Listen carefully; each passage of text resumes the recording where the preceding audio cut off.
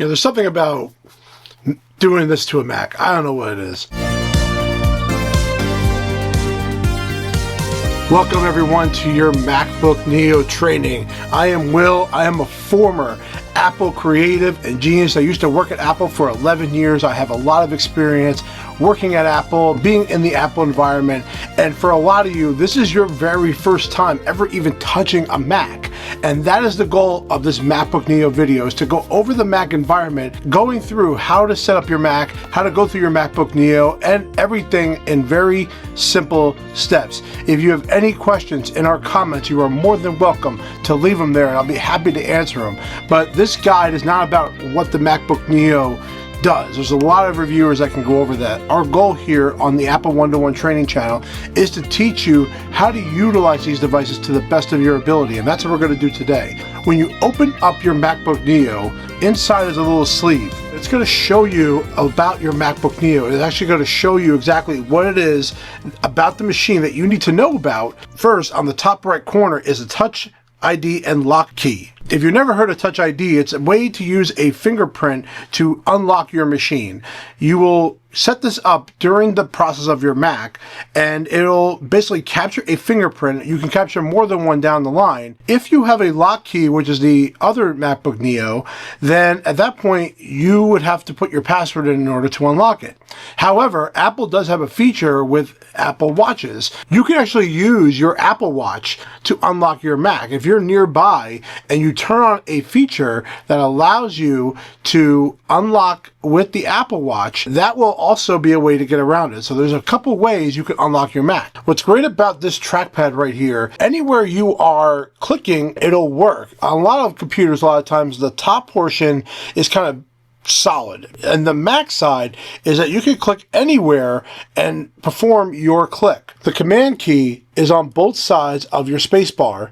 The command key is a very powerful tool because it allows you to do quick actions or shortcuts, and shortcuts are going to allow you to do many different things. I'm going to give you one right now that is very valuable. If you hit Command and Q on your keyboard, that is going to close or quit the application you are in. We're going to dive deeper in the difference between closing a window and quitting an application, but Command Q is probably your best friend because it's going to allow you to quit anything that you don't want to have open anymore. Everything else on the keyboard is going to be explained, but that is the basics of some of the things on the keyboard that maybe you're just not used to that we're going to go over. So you have two USBs that are on the left side of the first generation MacBook Neo.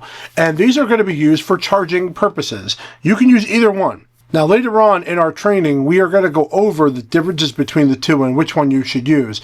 In my opinion, just getting it right out of the way, USB-C port that's closer to you is the port you should use for charging purposes.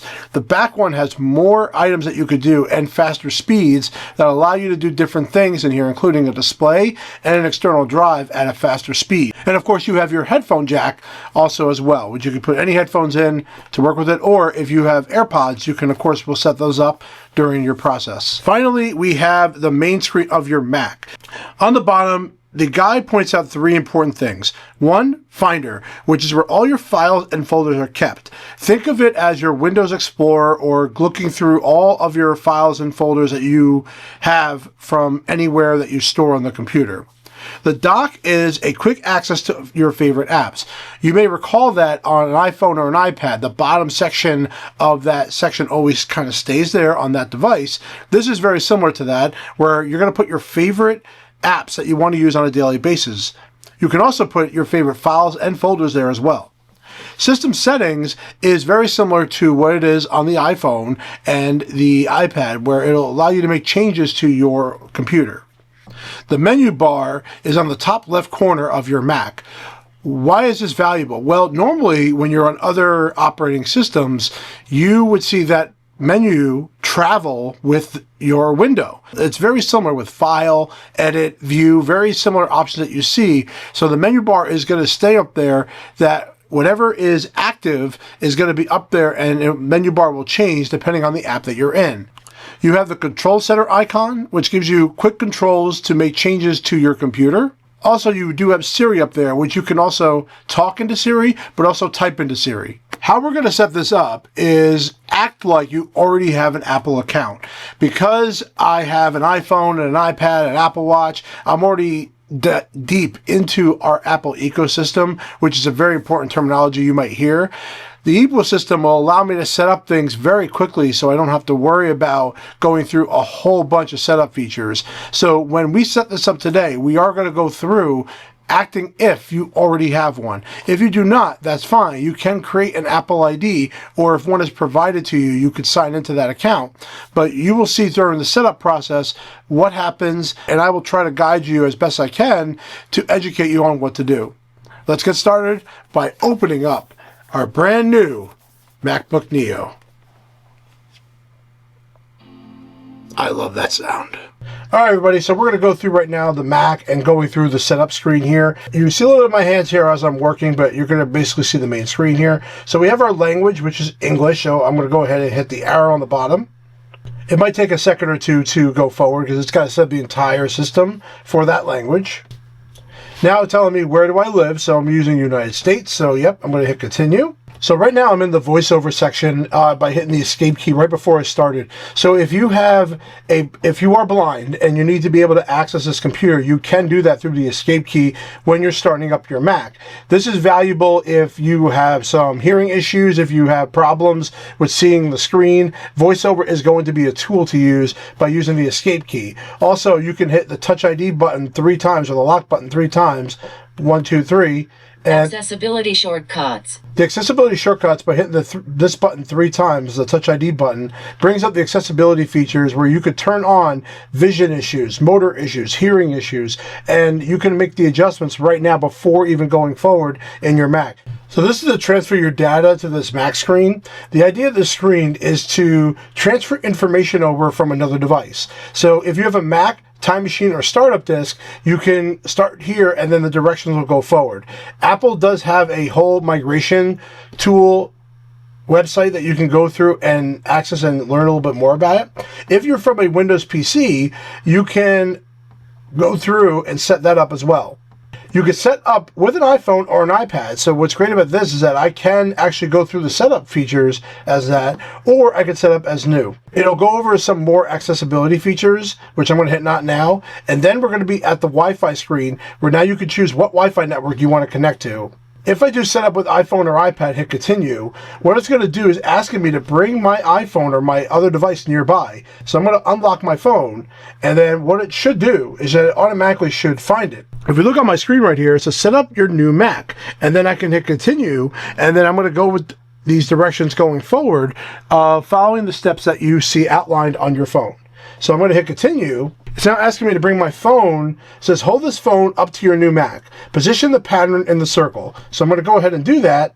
And then now it's going to start going through and setting up my Mac based on what I already have set up here. And you have to leave your phone open until it tells you not to. With your MacBook Neo, because I understand that there is a software update you have to run, which fixes bugs and security updates, so you may see this when you start up. Now, you could continue and do it, but actually you can also update later, so we can actually skip that, where a lot of times, like a Windows especially, you have to run them. So we're going to hit update later.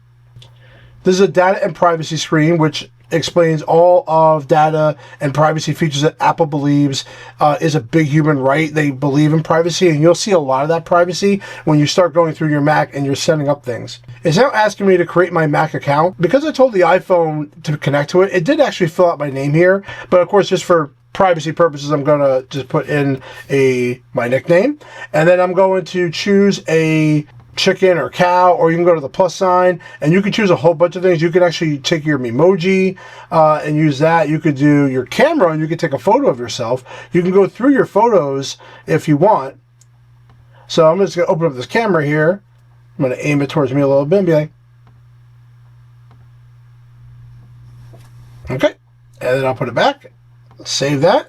Now, the password you are creating is a password unique for the computer only. So remember that. So you're going to create a password that's simply just for this machine.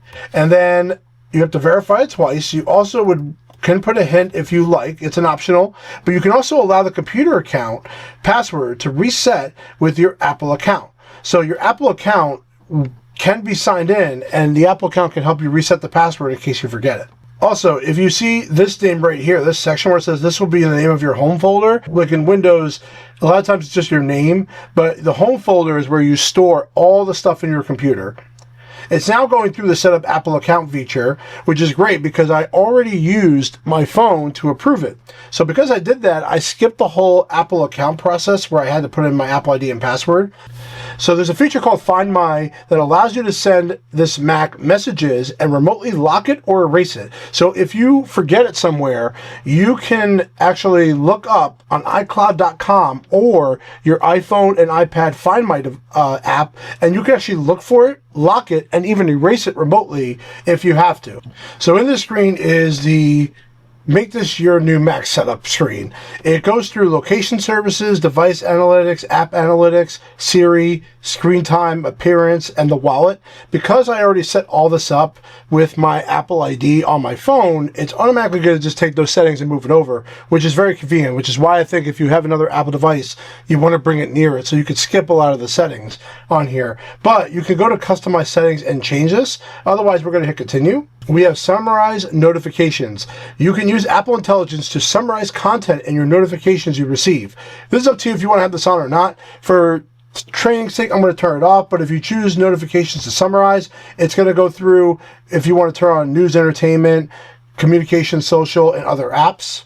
This is good for like messages and things like that.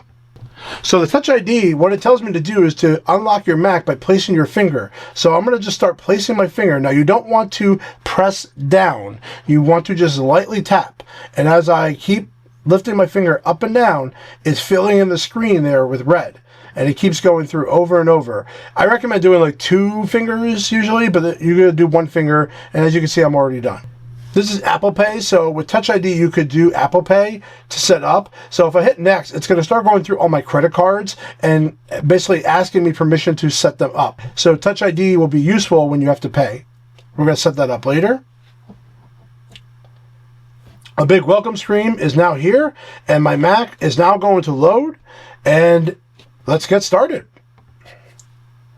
Right away, I got a permissions pop up, which you're going to see a lot. This is where the privacy comes in with Apple. So Calendar is asking me if I want to use my current location, which I'm going to allow. But now here we are at our main desktop screen. This is where we're going to pause for another video, but I hope this was helpful as far as setting up your Mac and getting started with the basics of your MacBook Neo. If again, you have any questions, please leave it down in the comments, and I love every single one of you.